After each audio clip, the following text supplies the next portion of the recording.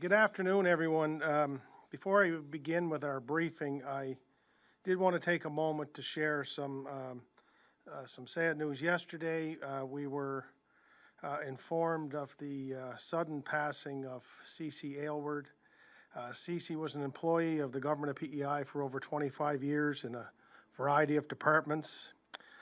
Most recently as a content and data officer with Skills P.E.I. She was beloved by her fellow staff member and clients. She always had a big smile and just was a pleasure to be around, and treated everyone with such kindness. And CeCe was the wife and life partner for 33 years of James Alward, our MLA for Stratford-Keppoch, a former Minister of Health and Wellness, and the former Minister of Transportation and Infrastructure. James and CeCe were like family for all of us, and our hearts break for them. James and their son Connor, CeCe's parents, Pius and Doreen McPhee, and their very large extended families. I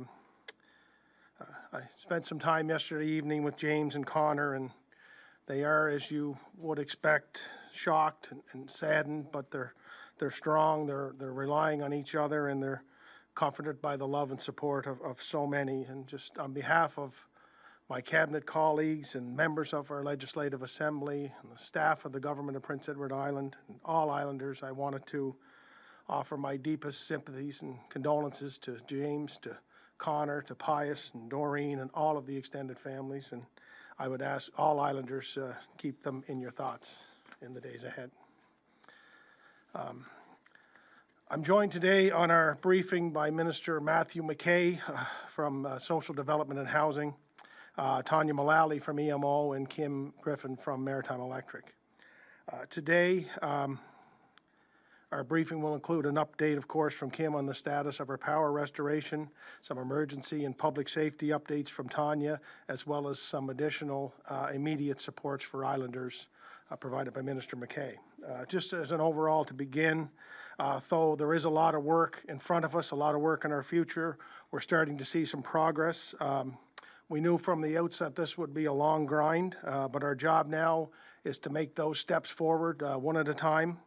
And we're doing that. I want to again assure Islanders that our all hands on deck approach is an around the clock effort, and we're doing everything we can and even more to make our way through this as fast as we can. Kim will have a greater update in a few moments, but as of early today, we're about a third of the way back with customers getting back online with their power service. And we're grateful for that. And really, in our rush and our push to progress, we should and always take some time to remind ourselves to take a minute to thank those who are working so hard. And I'd like to do that now for a moment, just speaking directly to the crews from Maritime Electric, the cleanup crews, our first responders, our military personnel, our volunteers from tip to tip, so many Islanders who have stepped up since Saturday to do everything they can. I know you're getting tired and exhausted even. I know you're out there in the most challenging of restoration tasks. You're out in the wind, you're out in the rain, but I know you hear it, but I know you also can't hear it enough, so I'll say it again. Thank you on behalf of all Islanders. Keep up the great work. We need you to stay safe. We need you to look after yourself as well. We know your friends, your family, your neighbors, and your community are going to need you after this restoration is complete, and we will get through this. You know, when we look at the big job that is ahead of us, it can be daunting sometimes, but it is you and so many others who give us the inspiration to keep going. And when we say those words, we will get through this, it's because you are giving us that inspiration and comfort. So thank you, and keep up the hard work. We appreciate it. I want to touch for a second on the cleanup efforts and the debris drop-off locations that we're working to set up on behalf of transportation and infrastructure. So the province of Prince Edward Island has partnered with private landowners. I think there's about 30 in total so far, to open up debris pits beginning Thursday, September 29th, in communities all across Prince Edward Island. A list of maps and locations will be online later today. I stress and reassure Islanders this is for brush and yard debris only. It's not for construction and demolition materials. But these will be sites where we can drop off our yard debris. For those unable to transport their yard debris, or some have things that are too big to deal with, you can call your local Access PEI line and we will begin to compile a list, and we'll be working with local contractors to begin to remove those items. Islanders who need help with cutting fallen trees on their property or moving that large debris curbside because it's a safety hazard, you should call Access PEI as well to have your name put on that list. This service will not start until the demand for road cleanup efforts have reduced, but if you're in an emergency situation where you need driveway or access improved, that will be prioritized as well. All Waste Watch drop-off centers will reopen Thursday, September the 29th. Until October the 15th, our drop-off centers in Brockton, New London, Murray River, Dingwalls Mills, and East Prince will operate on extended hours. Until the 15th of October, residential customers can take spoiled food free of charge to any of these drop-off locations. And I'm also happy to say, if you can get your bin to the corner, our regular Waste Watch bin collection will begin to resume tomorrow. So in addition to that, staff at Access PEI locations across the province will be available to help answer questions and help navigate through government and other community services that might be available to Islanders who are impacted by Hurricane Fiona. Our access sites will be open, as I said yesterday, as power is restored across the province, as our buildings are deemed safe to go in and our employees can begin to make their way back. We're still very much in the recovery mode of this, but I do know that rebuilding is on the mind of thousands of Islanders who need it. When we look at the sheer volume of the work that is ahead, we know capacity in our construction industry will be a challenge. And I know that many Islanders are very anxious to reaching out and trying to find contractors to begin to make the repairs to the damages to their homes and businesses. Many restoration companies, I've been reassured, and I'm happy to hear, are bringing in additional crews from outside of Prince Edward Island, and I know many contractors are trying to do the same. I have spoken with Sam Sanderson of the Construction Association of PEI, and we're working together to find ways to build as much capacity in PEI as fast as we can from those outside of the province to help assist with repairs and restoration efforts in the temporary time frame. Our government has offered to do whatever it takes, including helping to cover all the travel costs and expenses to get additional help here to help with the restoration efforts. We know fall has only just begun, but winter is just around the corner. So again, I understand the urgency of this. We're working with the Construction Association of PEI and others to try to bring in as much help as we can, and we will spare no expense in doing so, and we look to share some more information with Islanders in the days ahead. On a similar note, I know that Minister Jameson yesterday shared the efforts underway to repair those schools that have suffered damage.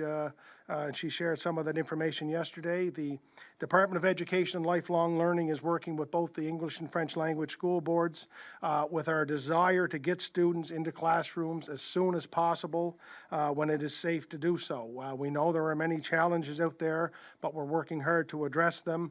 I was just happy to hear this morning that many of our bus drivers are out today driving their bus routes now, seeing what impediments may be in the way, as well as planning alternative routes and other contingencies when we are ready to click the button to head back to school.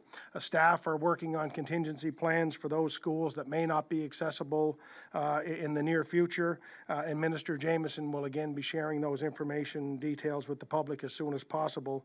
But again, I would say it is our desire, having learned what we've learned through the COVID experience and other crises, the importance of getting our students back into school as fast as possible when it's safe to do so. And last, but certainly not least, I do want to take a moment to reassure Islanders that as a government, as we made our commitment from the very beginning, that we're going to be there in the days and the weeks and the months ahead. As a government, we do recognize that the hurricane will have lasting impacts on you. This will be financially, it will be socially, it'll be emotionally, and we're going to try to do everything we can to be there for you.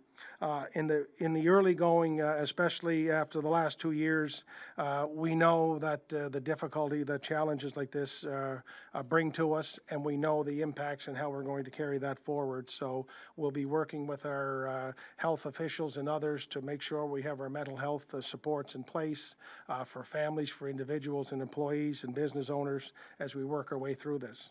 I also wanted to say that Cabinet has been meeting regularly. We spoke at length about the need for supports, not just now, but into the future. And just to begin, as a start, we have set aside $50 million for program support and financial assistance to begin. Some of this has already been announced. There'll be more details to share of how that will be rolled out. But we have our eyes wide open in knowing that that might just indeed be a start to what we need to find our way through this. Our commitment has been from the beginning, and it will continue through the end of this, that we'll do whatever we can, as fast as we can, for as many as we can, to try to get our way through this difficult time.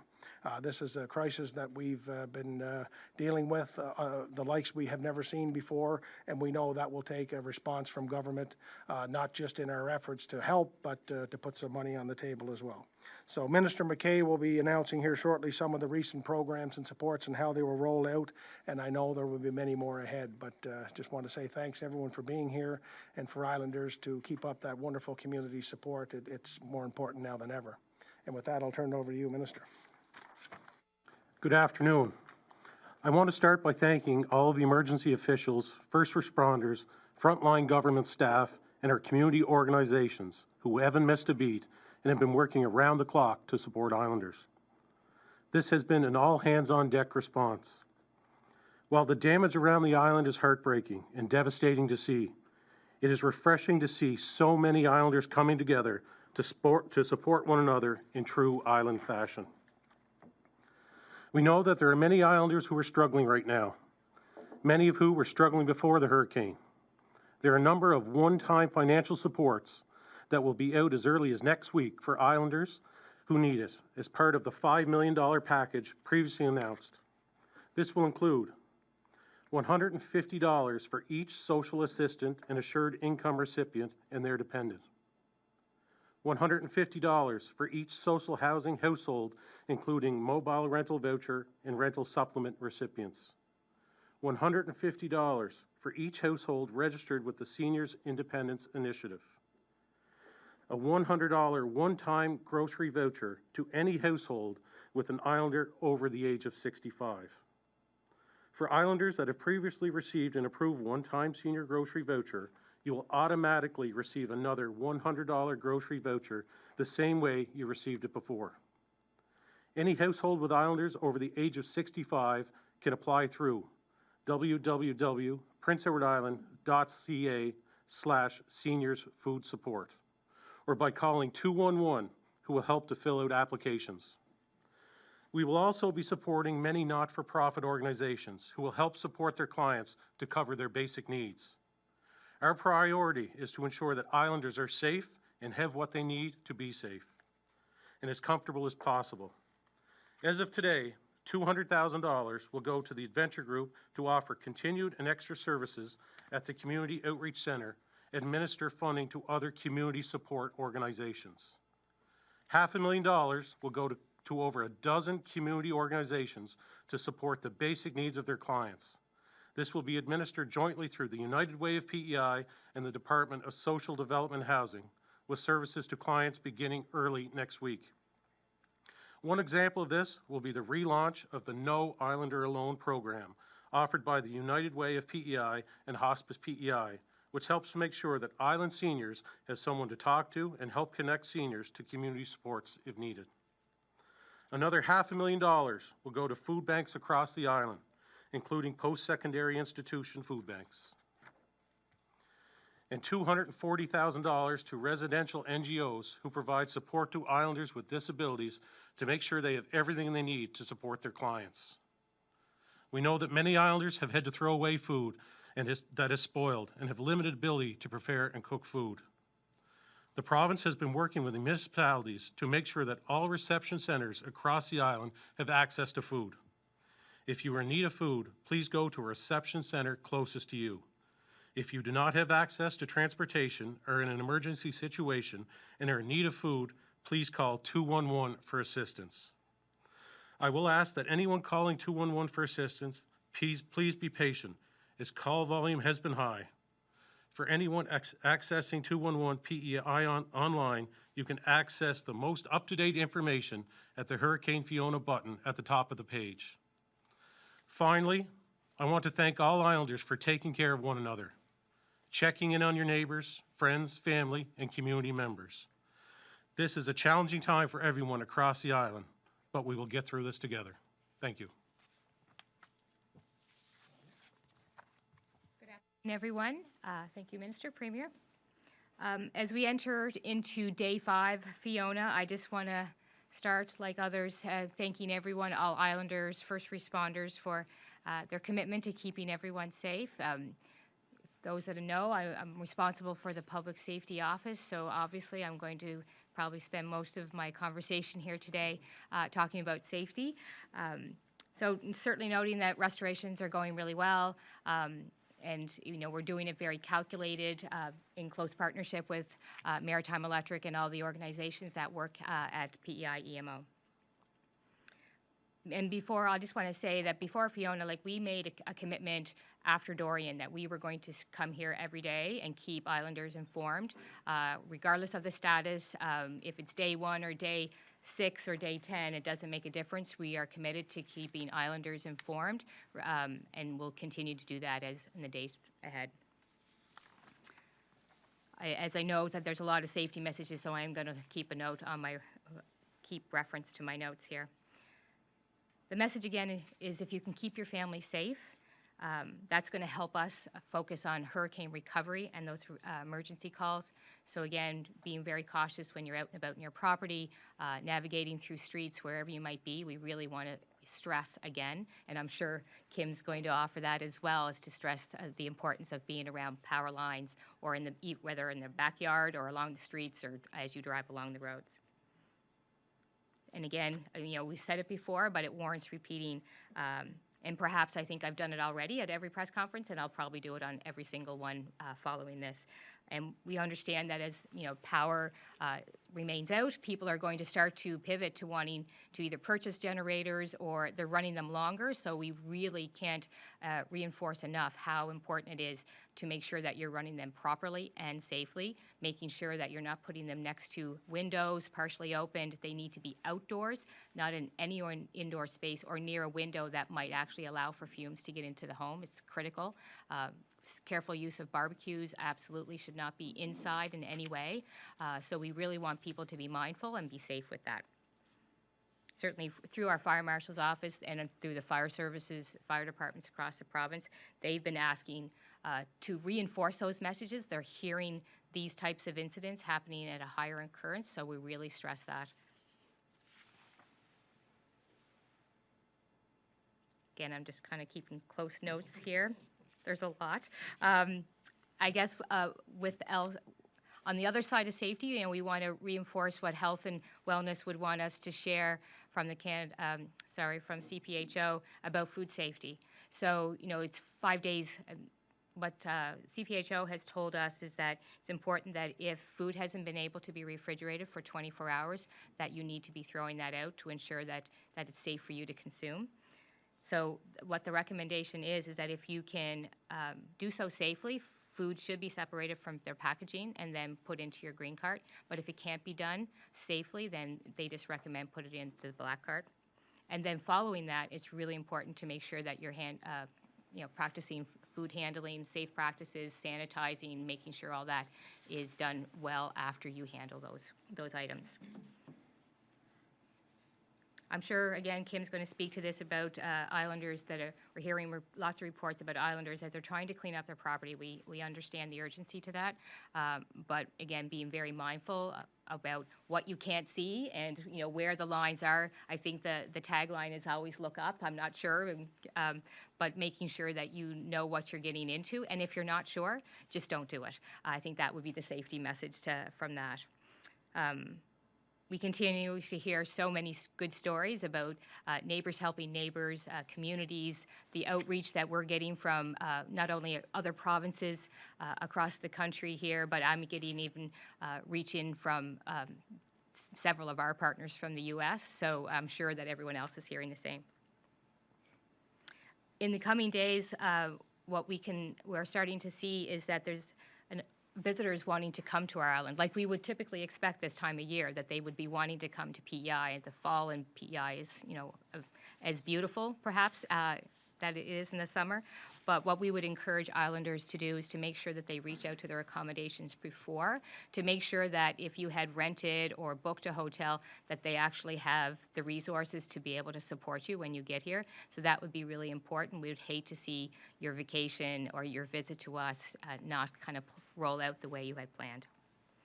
I'm told that ground search and rescue crews that we've asked to help support us are going through the communities and helping to respond to any people that need a little check-in, making sure that they have information so that, if you happen to hear that you want to check on somebody, there's a means to do that. If anyone does know, and I'll read the email or a phone number here, if you can send an email to fionaresponse@gov.pe.ca, or you can call 1-833-796-0642. And those would be between 8 a.m. and 6 p.m. Monday to Friday. So I think I'll stop there. I guess I just want to make a quick note. I think my paper slides were out of order here, but no surprise. Just again, a little bit of a thank you, just not acknowledging the folks that we have supporting us here. The troops from the Canadian Armed Forces, Canadian Red Cross, Team Rubicon, Samaritan's Purse, Salvation Army. Those are the ones working out in the road. But we also have in our own operations center that we have representatives of all those agencies in our ops center. But we also have staff from New Brunswick EMO who have joined us this week to help support us, because we have a lot of work to do and a lot of people to manage. So their support has been greatly appreciated. I think I'll pass it over to Kim. Thank you very much. Thank you, Tanya. Thank you, Premier, for inviting us to provide an update. On behalf of Maritime Electric and our restoration crews on the Fiona team, I do want to express our deepest sympathies to James and Connor and to their family. We are very, very sad for your loss. And on a personal note, I knew CeCe as well, and like many islanders, and what you said about being beloved, that is so true, Premier. So I was asked some questions with percentages yesterday and some updates, so you don't have to ask me twice. I've brought that today. I want to give you an update on Maritime Electric's and our crew's restoration efforts as of 30 minutes ago. Firstly, I'd like to mention that restoration does continue with 100% focus on restoring power safely.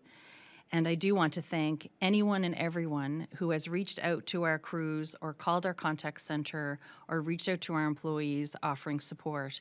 It is an incredible amount of gratitude that I would like to express to you on behalf of Maritime Electric employees and our restoration team. We apologize if we didn't get right back to you.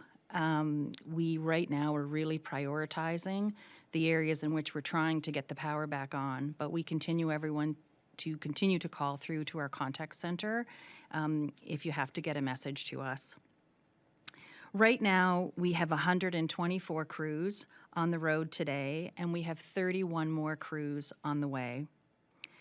We are thankful to our help from our Fortis Incorporated parent company, who has provided any access to any crews that we need across the network. We have crews here from Newfoundland Power, as well as Fortis Ontario, as well as leadership from Fortis Alberta to help us as well. Today, we have an increased number of broken poles that are down across P.E.I. We have 488 poles that are down that we're working to restore. About 28,000 customers have been restored, which represents approximately 34% of our customers across the island. I have a breakdown by percentage, by east, west, and what we call central. It may not follow the provincial boundary marks on the map, so it's kind of our inside jargon. But for any of us that are from small communities, please don't be offended. So in terms of the west, in terms of customer outages, we still have about 48% of those customers still out. In Charlottetown, we still have about 57% of our customers still out. In Central, we still have about 81%. And in the East, we still have about 82%. But that being said, it's really important, as you see the restoration efforts that we've made over the last couple of days, that we are in much better shape than we were yesterday.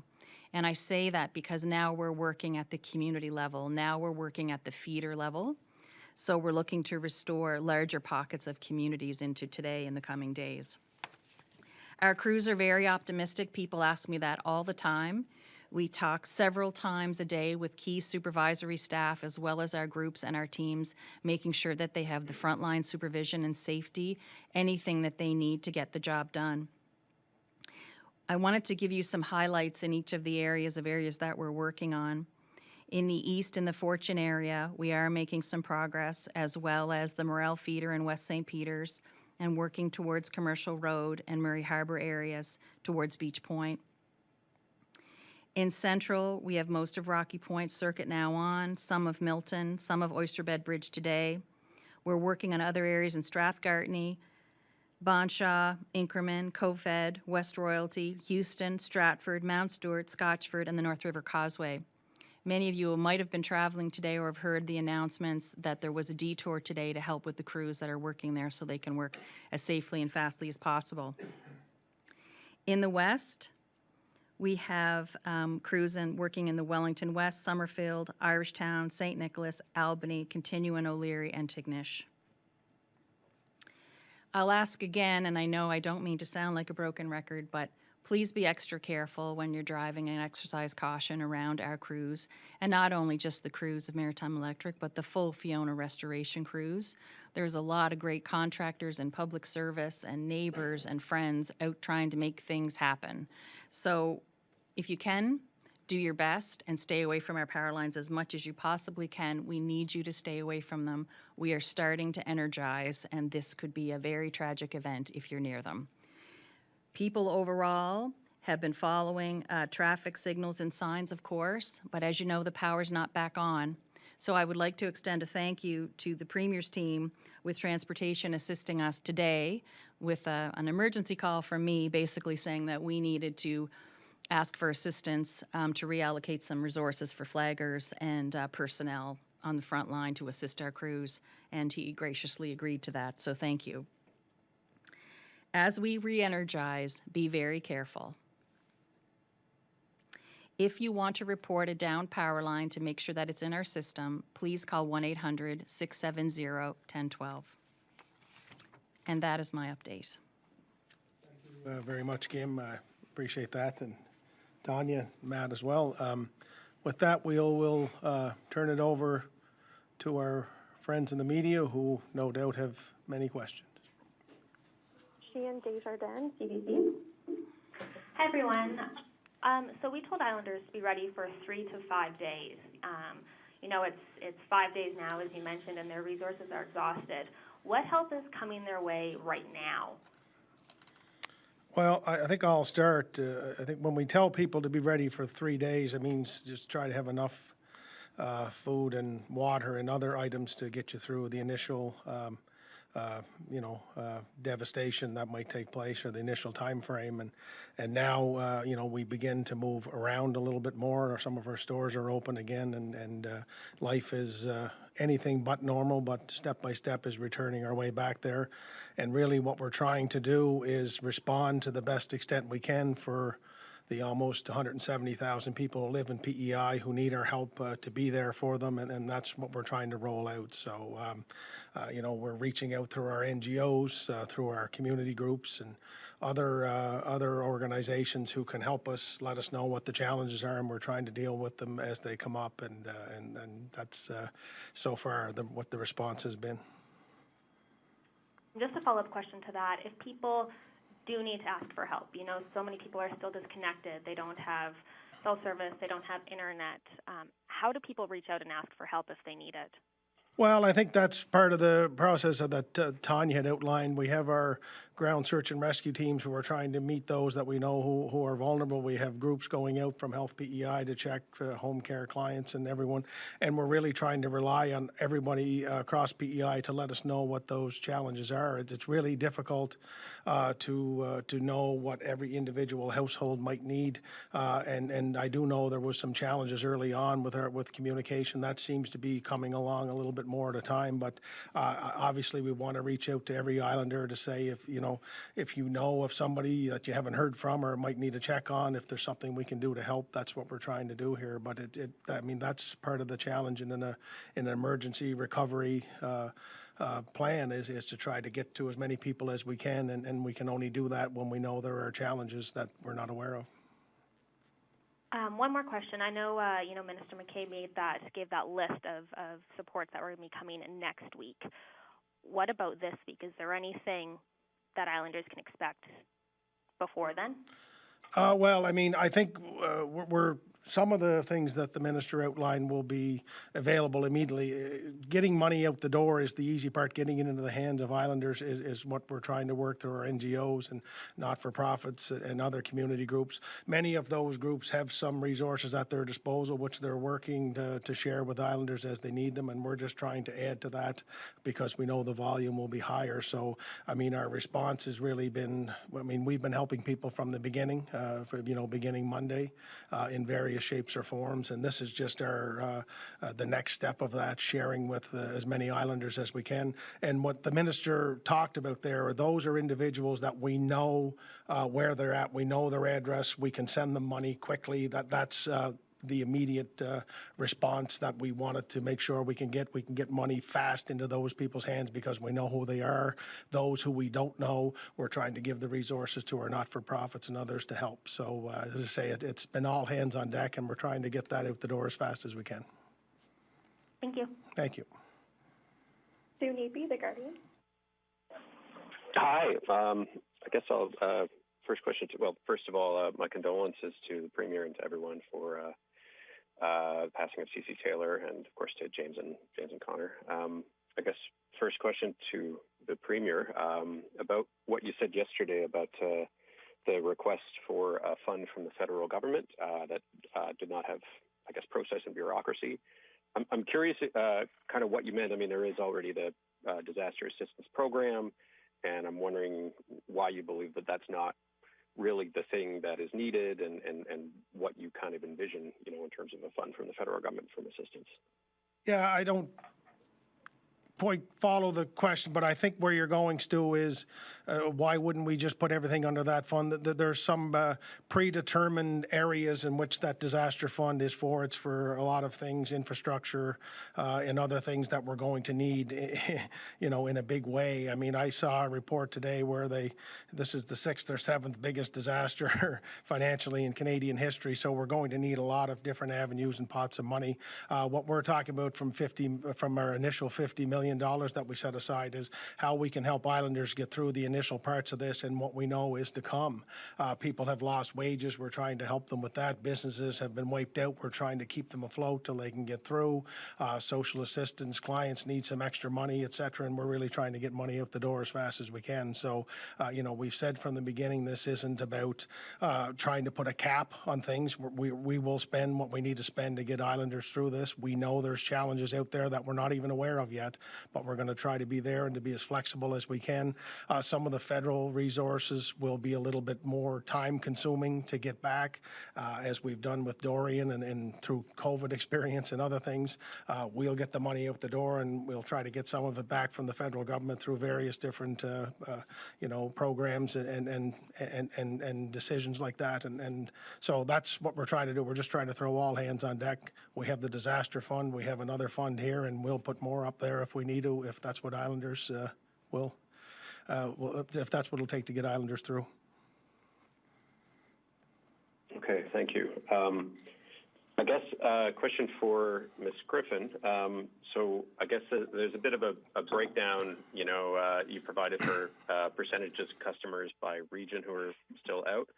I'm just wondering, I mean, for those who may be facing, say, another 4 to 5 days without power, is there any clarification you can provide on what communities may face a longer restoration wait time, just to allow people to perhaps plan and, I guess, sort of assess what their needs are? I can totally understand that question, Stu. I don't at this point have that specifically. What we are going to be posting as well is the information on the community shelters across the island as well, to link that to our customers. Right now, we are still in most areas still focusing on the critical infrastructure piece. There are still stores and restaurants and fueling stations in some areas that don't have that restored yet, and the largest number of customers in each community that we're trying to get that back on. So I'm not able to provide that level of detail at this point, unfortunately. Okay, I guess maybe just, is there sort of a prediction of which areas for the rest of the week that crews will be working? So right now, the west is actually looking better. We're redeploying most of the crews into central and east. As I had mentioned, we have more poles down in those areas. So in terms of day-to-day recovery, the best that I can offer, with quite honestly, is the progress we're making on a day-to-day basis at this point. Okay, last thing for me, for Ms. Mullally, I guess this would be to Ms. Mullally. Just wondering if you are able to provide an update on, I guess, the telecom service, like mobility service for the biggest providers, which I'm assuming would be Bell Alliance and Eastlink. Do you have an idea, I guess, of whether they are 90% up to their full network capacity, or I guess any updates you could provide on, what their full sort of service capacity is as of now? Sure. So most of the telecoms actually do participate in our daily briefings that we have every morning. So we have a very large round table, and many of them call in or they're in person. So they have all reported to us that their system is fully operational, but still maybe relying on either battery or generator power. They have been prioritized to have that restoration or that fuel top up through our office, so we're making sure that they remain fueled up, and then also prioritized with Maritime Electric, that as they're able to access those areas, that they're doing that as well. So I think that they're all very operational, but there might be pockets or places where people don't have access to it, but it might be because if you don't have power yourself, and that would be probably the biggest limitation, I think, at the individual. Got it. Okay, thank you very much. Michael Tutton, Canadian Press. Good afternoon, Premier and others present. The Premier of Nova Scotia has said the telecoms have failed to ensure adequate service during the storm, and he's been very critical of their absence at their central planning, their initial invite. Do you share any of those criticisms of the telecom services in this storm in terms of the adequacy of their backup and the adequacy of their participation in emergency response? Well, Michael, other than some general text between Premier Houston and I haven't really followed much of what's going on in Nova Scotia. I feel it's in good hands with the Premier and his staff. My focus has been on P.E.I. As Tanya was just saying, that we have so many partners sitting around the table that I feel like we've been as prepared as we could be. There'll be a time to look back when this is all finished to say this is what we could do better, and I hope we will do that. But I don't think now is the time for me to try to judge anybody and what they've tried to do. We've been hit with something that we've never been hit with before, and we're just trying to pick the pieces up from that. Everybody's sitting at the table doing everything they can do. P.E.I. is a little smaller than Nova Scotia, so perhaps that gives us the ability to be a little more inclusive and nimble with our emergency response than other locations, and I'm just grateful for everyone who's helped, and I'll leave the critique to others and sometime down the road. And this is a question for Ms. Griffin and also, I suppose, Premier. But of course, people are praising the line crews and those in the call centers for doing their job and doing a good job. But there are also many citizens and islanders wondering if the grid hadn't had more improvements in the past to reduce severe weather damage, and whether more might not have been done, and why more wasn't done to make it more resilient, given that these storms are going to be recurring. We've had 3 within 20 years. So what has held up these upgrades, and will this change going forward? First. Yeah, you start. I think that's an excellent point, and I'm sure that is on the minds of many. So let me begin by saying that the system on P.E.I. and the briefings that I've been providing in terms of our overview of our transmission system. So our transmission system across the island from tip to tip is very strong. There was minimal damage on our transmission system. It just took us a day or so by the time we had the helicopter doing the review of the system, as well as making sure that we did our assessments with our crews and our spotters as well. So that's the first piece of key infrastructure. As we move to our substations all across Prince Edward Island, there was no significant damage to our substations. This is the core lifeblood of our organizations in these communities, in these territories. There was main damage in terms of the poles coming down were a direct result of large trees and debris, but mostly trees of all different sizes, falling on top of our lines and knocking our poles down. Right now, we have about 488 poles that have come down as a direct result of Fiona. In saying that, I hear your point. It's noted and understood. The fact is, we build to Canadian standards. To your point on climate change, I think every single one of us are feeling the impacts of climate change. Certainly one of the things that we are doing is planning out into the next 20 and 30 years with a climate change vulnerability assessment that will be released at the end of this year. It's not something you can go and invest in your system overnight for a long-term plan to affect on climate change. So I do want to assure you that in terms of not only Canadian standards, but to our standards as a company, we have worked very hard to make sure that our infrastructure is strong and is solid. It may not seem that based on what's happened with Fiona. However, these are all manageable restorations that we can get to. The road access issue for all of us has been a real challenge. So we have our crews working in almost every sector, or I shouldn't say sector, I should say major communities and smaller communities. We have our crews all across P.E.I. working to restore power in those areas. I hope that answered your question. If it didn't, come at me again. Well, I guess the question is still, why wasn't more done to prepare for what will be recurring big storms as part of climate change, and including the poles, including putting things underground? Are we still operating on an old model that we need to change? You know, I think that's something that we're working on and looking at in terms of planning into the future. I don't think that any of us could have predicted these storms. And in terms of climate change, you know, we look at models, and even the models that we're looking at is our report that's being released on our vulnerability assessment with the province. We're looking at low, medium, and high risk. No one really knows for sure. We have addressed the underground issue. That's certainly something that, you know, we're open to talk about.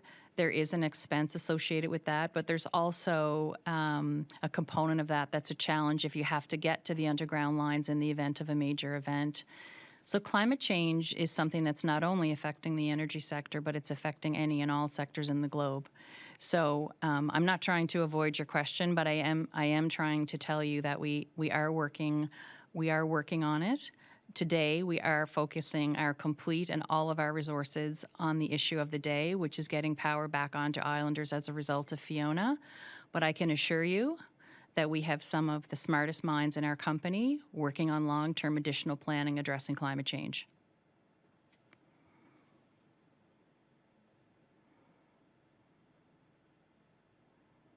Premier, just very quickly, I'm going to apologize up front that due to some technical telecom issues, we didn't hear about the people who had died. Would you mind telling us who has died, and is that related to the storm? I'm sorry, it broke up. The telecom broke up for us in the middle of that announcement. Michael, I was just paying tribute to CeCe Alward, who was an employee of government for over 25 years in our Skills P.E.I. department, and who was the life partner and wife of MLA James Alward from Stratford to Quebec of 33 years. And of course, James is not just a caucus member and a former cabinet member, but a member of our extended family. And I just offered my condolences to James and Connor. Okay, and our condolences as well. I'm sorry, I just wanted to be clear rather than get something incorrect there. Thank you. Thank you, Michael. Gary Campbell, CBC. Thank you. I just wonder, to start, is there any update or information available on the situation last night? There was a code orange at the QEH, and this was involving a number of residents of one particular address, I guess, who had suspected carbon monoxide poisoning. Any information on that? Thanks, Kerry. I think Health P.E.I. was doing some media availability on that, but essentially last night a code orange was called, and that is essentially a code orange would be that there are multiple patients coming into the hospital. From what I have been told, that as of 7:20 last night, it was all clear. There were no one admitted to the hospital. All were released. I don't know the full extent of the situation, but it did involve carbon monoxide from what I'm told, and it would be a reminder without a terrible tragedy that how careful we need to be, as Tanya has said, with generators and barbecues and anything that would emit carbon monoxide at this time. But I think Health P.E.I. will have more to say about that, but that was the brief I received early this morning. All right. I want to ask, I think, a question to the Premier here. We have asked Maritime Electric, and we don't get any timelines in terms of how long, even a range of times, how long it might take to get everyone hooked back up to electricity. I've been hearing from individual islanders that they've been told by Maritime Electric staff that it could take 2 weeks in some of their cases. It could take longer than 2 weeks. And I feel like this is really important information for people to be able to plan to make sort of important life decisions about the next few weeks. Surely Cabinet is being briefed on this information. So I'm hoping maybe that you feel that as Premier of the province that I guess you have some responsibility to share that with Islanders. Can you tell us what you've been told? Told exactly what Kim and I talked to Jason Roberts, the CEO of Maritime Electric, every day. I know they're working as hard as they can. This is the biggest thing they've ever had to deal with, and I know the frustration. Look, I've said this from the beginning, Carrie. I know we live in this world where people want to have these definitive time frames, but as of right now, we don't have one. I mean, I think we're trying to tell everyone. I'm without power myself. I'm trying to tell everyone to, continue to try to work your way through this, as difficult as it is. They're working as fast as they can. Crews, the most number of crews we've ever had, but there's a big mess that we're dealing with here. And I think Kim has said it over and over again.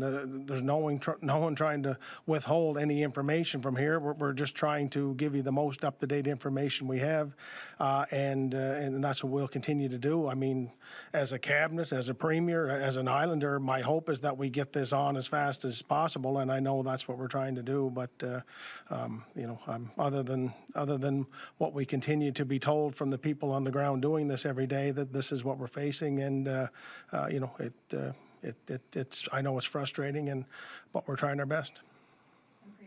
Maybe I'll jump in on that on restoration times.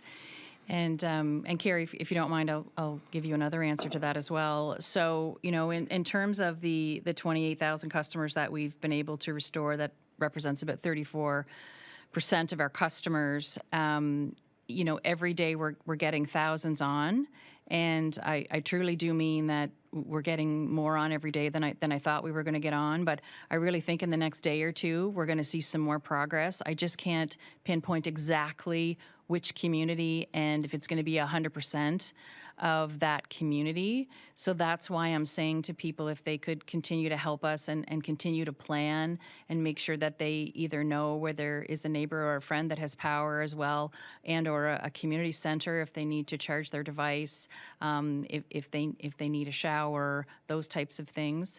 I absolutely agree with you that people want to know restoration times. I struggle with giving an estimation, and the reason I do that is because if I tell you that and you plan for that and something happens, there could be a big problem. And that's not fair to our customers. So what I'm trying to do is give you a daily update, as well as in the next day or so, I really think we're going to have a better idea. Today is a good day for us. Our crews are very optimistic. Our crews are feeling very good about getting even more people on tonight. We talk to them often. And in our meetings, today is a really good day. Yesterday was a good day too. So we're feeling much better. But in terms of individual outages, that could be into multiple days. If you're hearing anecdotally a week or two, if you recall Dorian and the number of people that had the masts off their house, some of those individual outages were past 10 days. So I think they're mostly on by 11 days. But during Hurricane Dorian, if you recall, 24 hours is kind of our day of restoration, but when you think after a storm passes us, depending on when we could get out. So with Hurricane Dorian, if you recall, it happened in the night, and we had crews out first thing in the morning. This storm was different. So Fiona, the fact that we could get some crews out in the afternoon, but we ran out of daylight, really the next day was really our day one in terms of, restoration, and as we're adding all of these crews. So I think we're going to get closer to be able to giving a better estimation. We just need another day or two. I know that's not good enough for an answer, but it is the best that I can give you honestly, and I hope that people can trust that in what I'm telling them.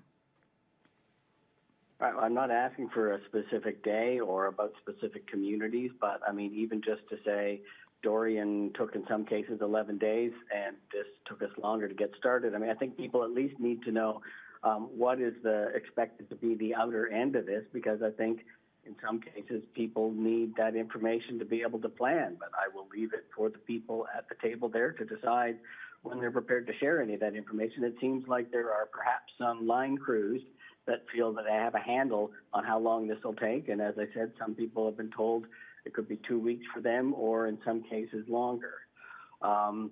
Maybe one more question. I assume no one wants to address that anymore. Can I just address our crews, though? I'd like to address it first. I mean, I think obviously if I could press a button and give everyone power, I would have pressed it. I promise you that. And I understand that people are frustrated. This is a frustrating time, but I think we also, when we talk about patience and understanding, we have to have some patience and understanding.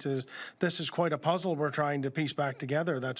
Our island has been picked up and flipped upside down, and we're dealing with this the best that we can. So, the premise of your question or statement there is that we're having some kind of joy in keeping power from people, or trying to keep information from them, when we've been the most up and open of sharing of information with islanders probably than any government in history. So we're doing the best we can. We have the best people on the job to do the best they can. And I would again ask islanders for their patience and understanding. These are difficult days. And if I could just add to that, Premier, again, if you don't mind, Carrie, I just wanted to say that, the other thing with living on Prince Edward Island is we all know each other. And when I ask the crews, they don't feel comfortable in giving me a solid prediction based on the areas that they're working on, because in addition to the numbers that we pull together and our assessments at the supervisory level, we do ask the crews, because they've worked a lot of storms. And most of them at this stage in the crews that we've spoken to think we need another day or two to have a better assessment. There's no other meetings happening. There's no other briefings or information that's being provided any different than what I'm telling you. All right, thank you for that. Last question. I expect Minister MacKay might be in the best position to answer this. I know we've heard that there might have been a private long-term care facility where they had some generator issues. And I just wondered, there are, I think the number is 9 private long-term care homes, and there would be, I think, 30-plus private community care facilities. These are all full of vulnerable islanders, and they're operated by, private companies or NGOs. I just wondered, are there any steps that the province is taking to check in on those facilities, to make sure they have power, to make sure that the residents are getting everything that they need through this difficult time? Certainly, good question, Carrie. So a couple things on that. So we have our social development staff going out to our seniors housing population. I was in Kensington yesterday, and one of the gentlemen come up to me and just wanted to thank me. I don't have the lady's name through the department, but she was going door to door, checking in on all the seniors, and we were getting great feedback from those individuals that wanted to pass on the thanks for doing that. I know transportation has stepped up. They're going out to some of the senior care facilities, both private and government, and making sure generators are going and making sure that any of those buildings that need generators they're working on now. I don't have the exact number, but I do know transportation did get some generators in to help with that. So I'm sure somebody from P.E.I could give you a little bit more information, but yes, there's certainly people out on the ground working with those senior population right now. All right, thanks everyone. Lauren Rigaud, Radio Canada. Good afternoon. I have 3 questions, 2 for Ms. Griffin and 1 for Minister MacKay. Ms. Griffin, you shared where crews are working right now on the island. Thank you for that. I'd like to understand how things are organized in Charlottetown. Is it one neighborhood after the other? For example, Brighton tomorrow, Parkdale the next day? Is it random? Is it everything at the same time? Can you explain technically how it works in town? Okay, I'll use in town as an example, but I can also use any other area in rural P.E.I if you want to discuss that, but I'll answer your question specifically. In Central District, we are continuing our work directly on our transmission, which we call T1 and T4. In those areas, we're working on those circuits, including that of Milton and West Royalty, which feed into Charlottetown. Then what we're doing is feeding down into those areas by what we call as our communities, whether it be Sherwood or Parkdale or downtown Charlottetown, or we also have components that are the Stratford, but we still, believe it or not, in our system still call it kind of Crossroads, and some of the names that we're not quite back at the days where we call it the Towers Mall at Charlottetown, but we certainly refer to it as some of the names that the locals know. So what we're doing is we're working on the largest significant amount of, whether it be critical or largest number of customers in the Charlottetown area, because that's the area that you asked about specifically in the region. So we have more crews than ever just in Charlottetown and this district today alone. So they're working on that feeder by feeder in those communities within the city.